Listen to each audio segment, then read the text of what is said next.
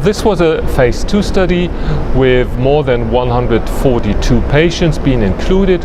What is important, we're talking about indolent lymphoma, mostly follicular lymphoma. So we do have effective treatments for these patients, essentially antibody-based, anti-CD20-based treatment options and chemotherapy. Now the patients recruited within this trial already underwent at least 2 prior lines of therapy, so they all had received both chemotherapy or antibodies, and in fact the majority of them had been refractory to these kind of approaches.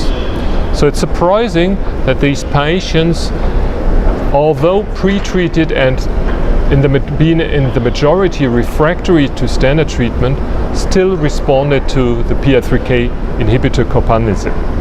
In fact, it was overall more than 60%, and interestingly, for example, for the marginal zone lymphoma, which were around almost 30 patients, the response rate was above 70%. Duration of response was overall almost 2 years, 22 months.